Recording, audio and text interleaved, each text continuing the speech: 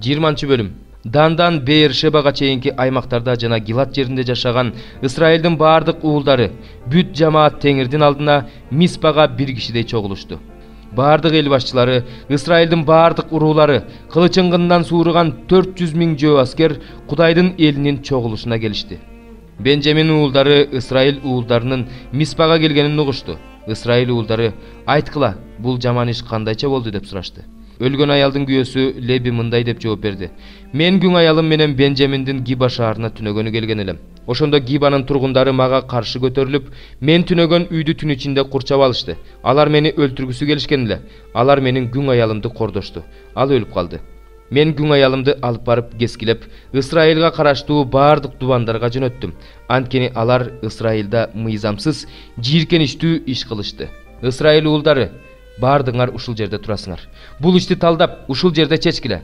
Ошондо бүт эл бир кишидей мындай деди: "Эч кимибиз өз чатырларыбызга барбайбыз, өз үйлөрүбүзгө кайтпайбыз. Гиба үчүн өкчөмө таш ыргытабыз. Исраилдин ар бир уруусунан 100 кишиден 10, 1000ден 100, түмөндөн 1000 кишини чыгарып жөнөтөбүз.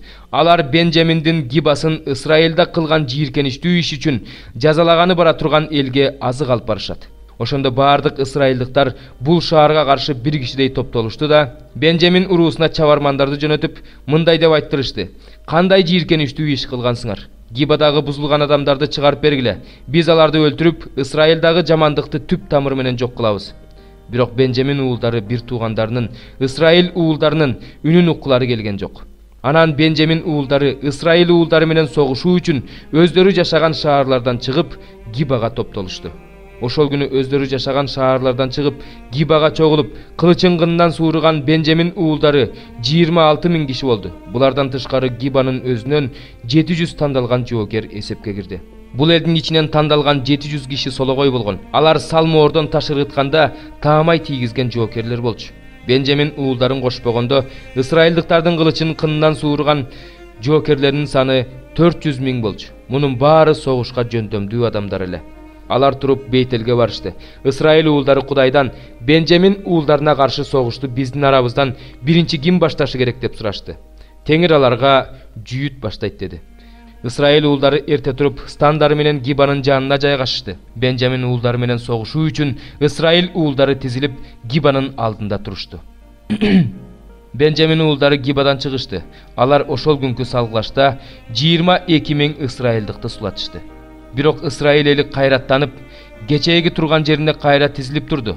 Исраил уулдары кечке чейин Теңирдин алдында ыйлап, Кудайдан: "Бир туугандарыбыз Бенжамин уулдарына каршы барсак болобу?" деп сурашты.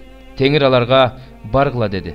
Экинчи күнү Исраил уулдары Бенжамин уулдарына жакындап барышты. Бенжамин уулдары аларга каршы экинчи күнү да жапырт чыгып, кылыч көтөргөн Исраил уулдарынан дагы 18 000 адамды жерге сулатышты. Ошондо бүт Исраил уулдары менен бүт эл Бейтелге келип, ошол жерде отуруп алып Теңирдин алдында ыйлашты. Кечке чейин орозо кармашты.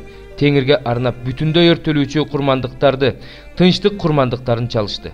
Анан Исраил уулдары Теңирдин эркин сурашты. Ошол учурда Кудайдын келишим сандыгы ошол жерде эле. Аарондун уулу Элазардын уулу Пинкас анын алдында кызмат кылчу.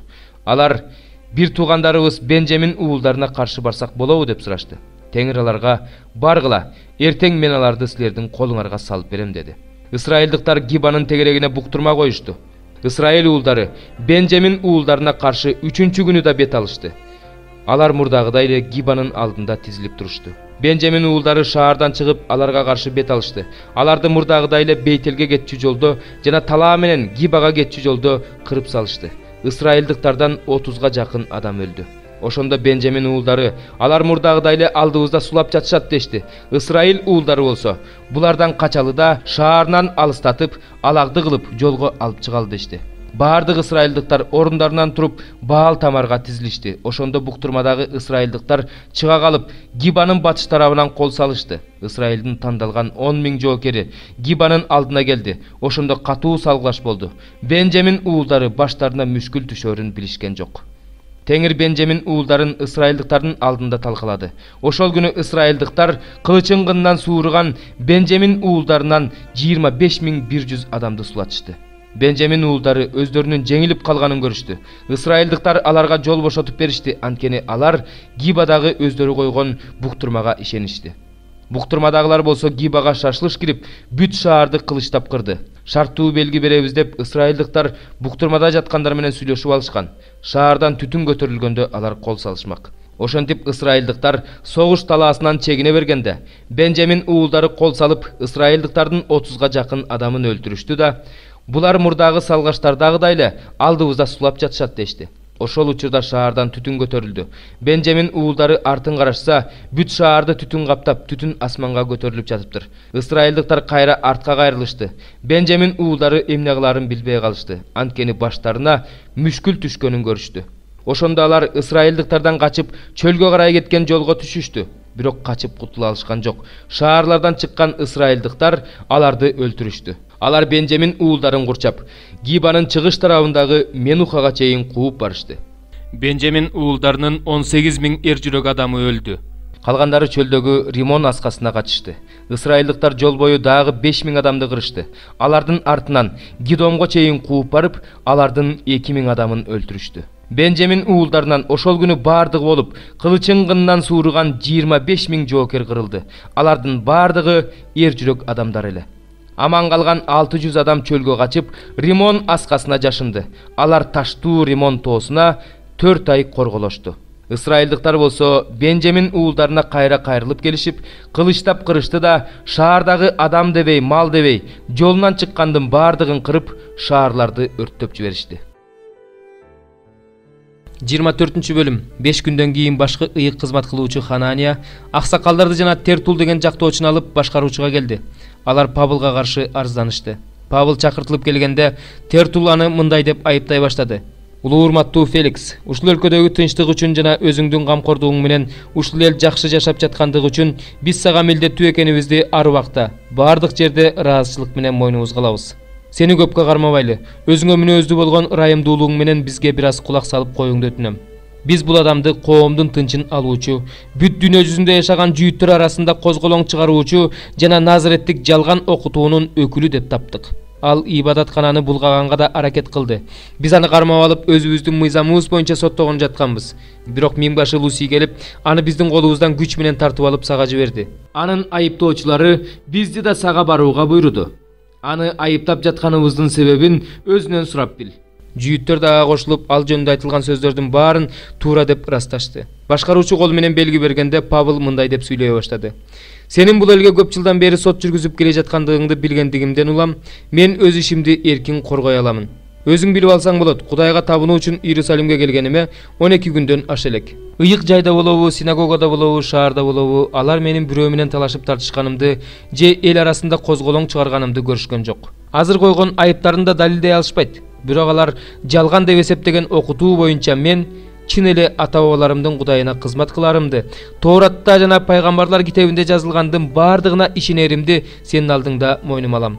Мен да алар сыяктуу эле адилеттүүлөр да, адилетсиздер да тирилет деп Кудайдан үмүттөнөм. Ошондуктан Кудай алдында да, адамдын алдында да абийирим таза болуш үчүн ар дайым аракет кылам. Мен өз элиме жардам жана курмандыктарды жеткирип берүү үчүн бир нече жылдан кийин Иерусалимге келдим. Асиялык жүйүттөр мени ибадатканада тазалануу расмисинен өтүп жаткан жеримден көрүштү.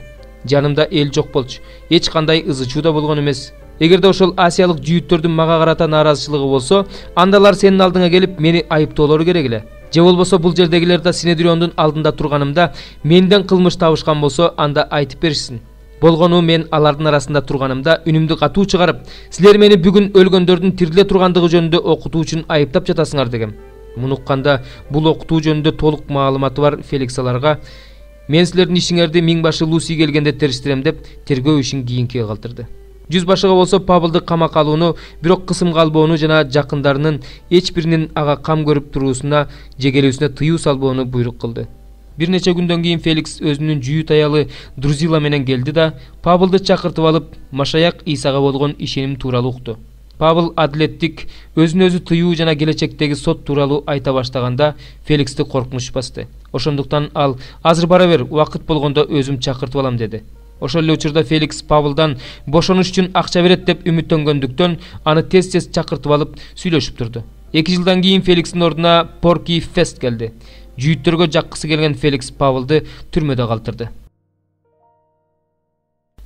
34 бөлүм. Бабыл падышасы Небухаднецар, анын бүт аскерлери жана жер үстүндө анын кол астында турган бардык падышачылыктар, бардык элдер Иерусалимдин жана Жүйүттүн бардык шаарларынын тургундары менен согушуп жатканда, Жеремияга Теңирден болгон сөз.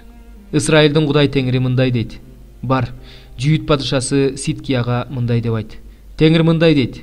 Мына, мен бул шаарды Бабыл падышасынын колуна салып берип жатам. Ал аны өрттөп жиберет. Сен анын колунан кутулбайсың, сөзсүз колго түшөсүң, анын колуна салынып берилесиң. Сен Бабыл падышасын өз көзүң менен көрөсүң, аны менен оозму-ооз сүйлөшөсүң, анан Бабылга кетесиң. Ошондой болсо да Жүйүт падышасы Сидкия, Теңирдин сөзүн ук. Сен тууралуу Теңир мындай дейт. Сен кылычтан өлбөйсүң. Сен тынчтыкта өлөсүң. Сага чейин падышачылык кылган мурунку падышалар сенин ата-бабаларың үчүн жыпар-жыттуу зат түтөтүшкөндөй эле, сен үчүн да жыпар-жыттуу зат түтөтүп, сени "О кайран падышам" деп жоктоп ыйлашат. Анткени бул сөздү мен айтып жатам дейт Теңир. Жеремия пайгамбар бул сөздөрдүн баарын Жүйүт падышасы Сидкияга Иерусалимде айтып берди. Бул арада Бабыл падышасынын аскерлери Иерусалимдин жана Жүйүттүн калган бардык шаарларынын тургундары менен, Лакиш жана Азейканын тургундары менен согушуп жатты. Анткени Жүйүт шаарларынын ичинен чептүү шаарлар катары ушул шаарлар гана калган эле. Сидкия падыша Иерусалимде жашаган бүт эл менен келишим түзгөндөн кийин Жеремияга Теңирден сөз болду. Ал келишим мындай эле: эркиндик жарыялансын. Ар бир адам өзүнүн еврей кулун, өзүнүн еврей күңүн эркиндикке чыгарсын. Алардын эч кимиси өз бир тууганын Жүйүттү кулдукта кармабасын. Ошондо келишимге кирген бардык төрөлөр менен бардык эл ар бир кулду жана ар бир күңдү эркиндикке чыгарганга, мындан ары аларды кулдукта кармабаганга макул болушту. Ошентип алар макул болушуп, аларды кое беришти. Бирок ошондон кийин алар оюн өзгөртүп, эркиндикке чыгарган кулдары менен күңдөрүн кайра алышып, аларды кайрадан кул жана күң болууга мажбур кылышты. Ошондо Жеремияга Теңирден сөз болду. Исраилдин Кудай Теңири мындай дейт. Мен силердин ата-бабаларыңарды Мисир жеринен, кулчулуктун үйүнөн алып чыкканда, алар менен мындай деп келишим түзгөм. 7-чи жылдын аягында сага өзүн өзү саткан еврей бир тууганыңды боштондукка чыгар. Ал сага 6 жыл кызмат кылсын, анан аны эркиндикке чыгар. Бирок силердин ата-бабаларыңар менин тилимди алышкан жок, мага кулак төшөшкөн жок. Азыр силер кайрылып, менин көз алдымда адилеттик кылдыңар. Ар бириңер өз жакыныңарга азаттык жарыяладыңар. Менин ысымым менен аталган үйдө менин алдымда келишим түздүңөр. Бирок андан кийин силер оюңарды өзгөртүп, менин ысымымды булгадыңар. Кайда барууну кааласа, ошол жака барсын деп азаттыкка чыгарган кулдарыңарды, күңдөрүңөрдү кайра алып келип, аларды кул болууга жана күң болууга мажбурлап жатасыңар. Ошондуктан Теңир мындай дейт. Силер менин ар бир адам өз бир тууганына жана өз жакынына азаттык жарыяласын деген сөзүмдү укпай койдуңар. Мына ошон үчүн мен, дейт Теңир, силерге каршы кылычка, жугуштуу ооруга, ачарчылыкка эркиндик жарыялайм. Силерди жер жүзүнүн бардык падышачылыктарын үрөйүн учурган коркунучка айландырам. Бир букачарды экиге бөлүп, ошонун ортосунан өтүп, менин алдымда өздөрү түзгөн менин келишимимдин сөздөрүн аткарбай, менин келишимимди бузган Жүйүт төрөлөр менен Иерусалим төрөлөрүн, эбнухтарды, ыйык кызмат кылуучуларды жана экиге бөлүнгөн букачардын ортосунан өткөн бул жердин бүт элин өздөрүнүн душмандарынын колуна, аларды өлтүргүсү келгендердин колуна салып берем. Ошондо алардын өлүктөрү асман канаттуулар менен жерде жашаган жырткычтарга азык болот. Жүйүт падышасы Сидкияны жана анын төрөлөрүн өздөрүнүн душмандарынын колуна, аларды өлтүргүсү келгендердин колуна жана силерден чегинген Бабыл падышасынын аскерлеринин колуна салып берем. Мына, мен буйрук берем, дейт Теңир. Аларды бул шаарга кайра алып келем. Ошондо алар бул шаарга кол салып, аны каратып алып өрттөп жиберишет. Ошентип мен Жүйүт аймагынын шаарларын эл жашабаган чөлгө айлантам. 5-чи забур. Ырчылар тобунун башчысына үйлөмө аспап менен дөөттүн забуру. Теңир, сөздөрүмдү ук, ойлорумду түшүн. Муң зарыма кулак сал, падышам менин, Кудайым менин. Анткени мен сага сыйынып жатам. Теңирим, үнүмдү эрте ук, алдыңа эрте келип күтүп турайын. Анткени сен мыйзамсыздыкты сүйбөгөн Кудайсың. Жамандык кылган адам сенин алдыңда тура албайт. Ыймансыздар көз алдыңда тура алышпайт. Мыйзамсыз иш кылгандын бардыгын сен жек көрөсүң. Жалган айткандарды сен ойрон кыласың. Канкор менен жүзү карадан Теңир жийиркенет. Мен болсо сенин улуу ырайымың менен сенин үйүңө кирип, сенин ыйык ибадатканаңдын алдында сенден коркуу менен таазим кылам. Теңир, душмандарым үчүн мени чындык жолуна сал. Өзүңдүн жолуңду менин алдымда түздө. Анткени алардын оозунда чындык жок. Алардын жүрөгү бүлгүн, кекиртеги ачык мүрзө тилдери менен жасакерленишет. Кудай аларды жазала. Алар өздөрүнүн арам оюнан апат болушсун. Аларды көп ыймансыз иштери үчүн четке как. Анткени алар сага нааразы болуп, каршы чыгышкан. Сага таянгандардын бардыгы кубанычка бөлөнүп, түбөлүккө кубанышат. Сен аларды коргойсуң. Сенин ысымыңды сүйгөндөр сени менен мактанышат. Анткени сен Теңир адил адамга батаңды бересиң. Аны өзүңдүн ырайымың менен калкан сымал калкалайсың. 6 забур. Ырчылар тобунун башчысына 8 кылдуу аспап менен Дөөттүн забуру. О Теңир, мени ачуун келип турганда ашкерелебе. Мени каарданып турганыңда жазалаба. Ырайым кыл Теңир, анткени мен алсызмын. Айыктыр мени Теңир, анткени сөөктөрүм титиреп жатат. Жанымда аябай кыйналып турат. О Теңир, мага качан жеңилдик бересиң? Мага назар сал Теңир, жанымды куткар, мени өзүңдүн ырайымың үчүн сакта. Анткени өлгөндөр сени эскербейт, көрдө жатып ким сени даңазалайт? Үшкүрө берип аябай чарчадым. Жаткан жеримди ар түнү көз жашым менен жууйм. Төшөгүмдү көз жашка чылайм. Кайгыдан көздөрүм соолоду. Бүт душмандарымдын айынан көздөрүм тунарып калды. Мыйзамсыз иш кылгандар, баарыңар менден оолак болгула. Анткени Теңир менин ыйымды укту. Теңир жалынганымды укту. Теңир сыйынуумду кабыл кылат. Менин бүт душмандарым маскара болуп, аеосуз кыйратылышсын. Артка качып, заматта уятка калышсын.